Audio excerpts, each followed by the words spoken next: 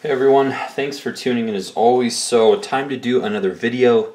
It's been a busy couple weeks. Blade Show 2018 is fast approaching. So we're going to take a look at one of the newer-ish models from Reate. They actually have a couple new releases for Blade Show.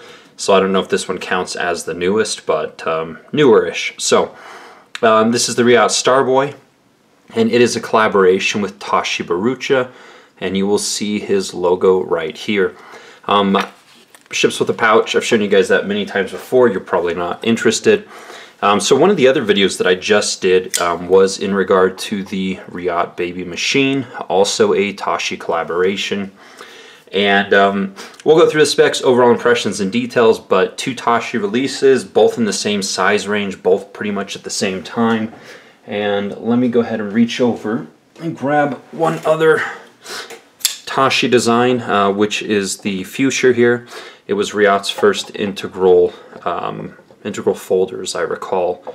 So a few different Toshi collaborations. But anyways, there's one size comparison. Let's grab a couple more, and then we will go through the specs, overall impressions, and details. So all the size comparisons I grabbed today are all basically in the 3.25 inch range as far as blade length goes. So here is the Kershaw Dividend. Another option, this one is a Liang Ma collaboration, but this is the Lanny Flipper.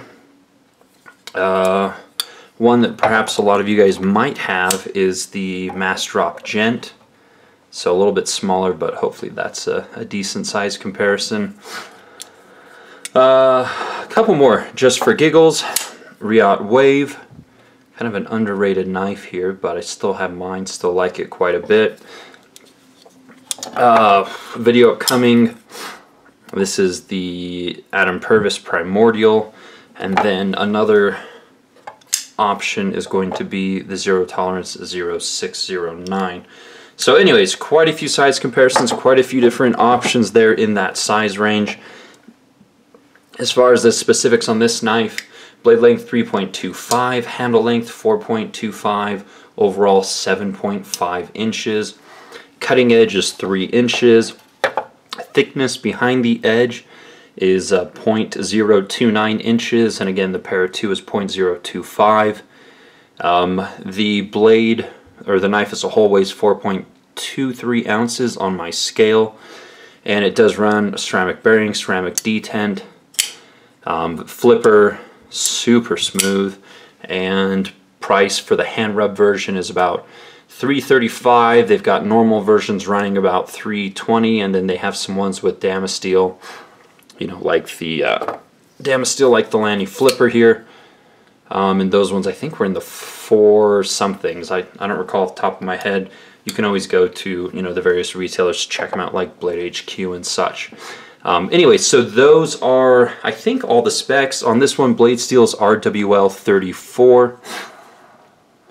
Uses kind of a faux integral construction with 2 thicker pieces of titanium forming the handle. A lot of machine work. The hand rub is beautifully done, and on this one, the stop pin is integrated into the blade, runs through that track there. So, yeah. Alright, overall impressions, you know, as always, fit and finish is fantastic. Beautiful lines, beautiful knife. It does have a few hot spots ergonomically, and this knife is probably better suited for someone with smaller hands rather than, you know, myself with larger hands. But let's see, anything else? I mean, I think that's it, you know. A lot of nice machining, you know, it's perfectly fine from an execution standpoint, from a design standpoint.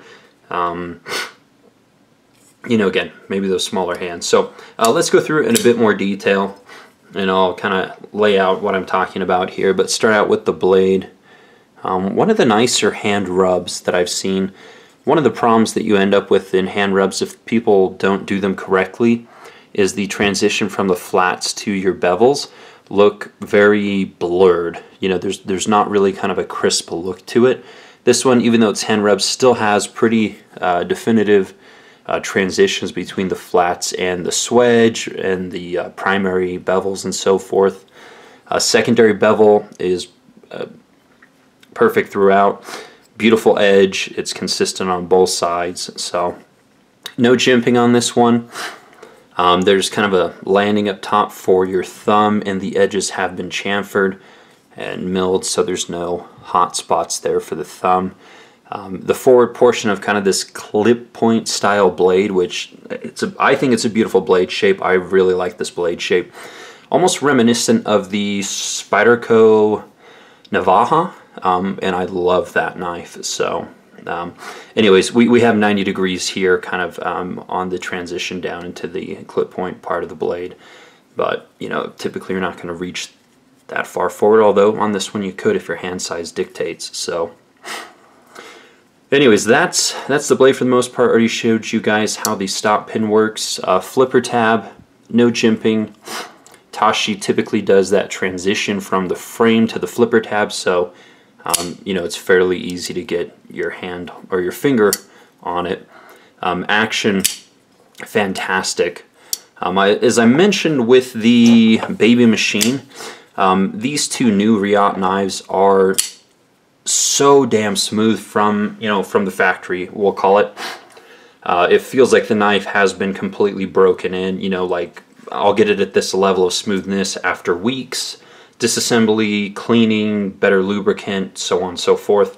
But they're coming straight from the factory, just completely broken in. It's really, really impressive, to be honest. So I don't know what they're doing different, but yeah.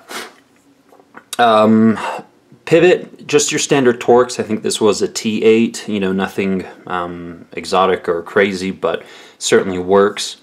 It's not captured. You will need two different T8 Torx head and so forth. So some of the milling, and they use, you know, this is a kind of a Tashi thing that he likes to do, where you basically take two thicker slabs of tie, you mill out a lot internally, and then you create kind of a faux integral backspacer, which is cool. You know, it's a lot more machining, it's a lot more work. You've got a lanyard hole integrated into the frame that way. And then this is blind screwed from the front, so all the screws are attached from the back. Same with the Baby Machine. So, you know, more planning and execution, especially kind of with the contouring here, to make sure the screws are the proper length and they're holding everything together. So this is the blue stonewash version. I know there was bronze and a few other ones, but you know. And as you can see, the blade tucks completely into the handle.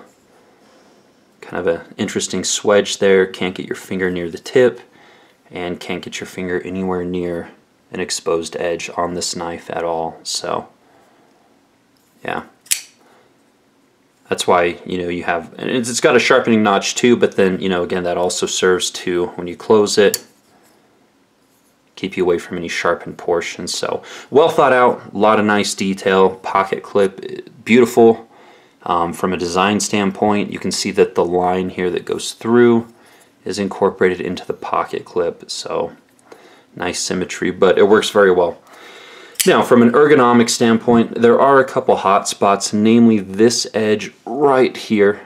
And again, hand size is going to dictate kind of where your hand rests, but you know, on this one, I'm feeling that hot spot. You see that right there on my finger? So, you know, you're kind of digging in if you have larger hands like I do.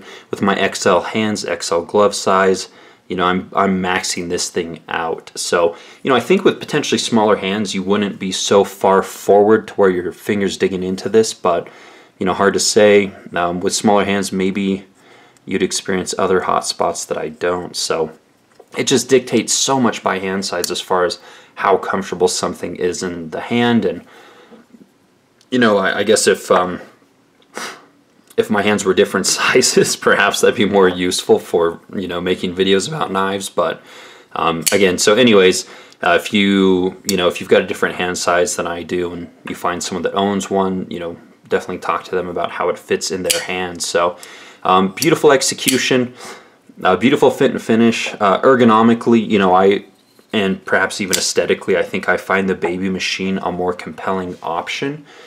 just for me. It's more interesting, has more you know, ways that you can grip it. There aren't any hot spots in my hand with the way that I hold it. So, you know, I would probably opt, well, you know, gun to my head, I'm going to say, you know what, the Baby Machine is a more compelling option for me, but, you know, it might differ for you.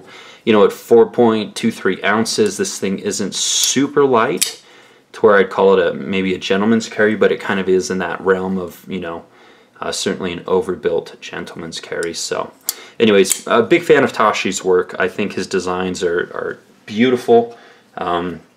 Certainly enjoy pieces from him. So anyways, we will leave it there. Comments or questions, let me know. Many more videos to come. I need to get it together here because the blade time crunch is upon us, and I've got a lot of people letting me, well, asking me to do videos on stuff before we get to blade here. So yeah, if you liked the video, give me a thumbs up. You can always follow me on Instagram for daily content. Thanks so much for watching. Take care.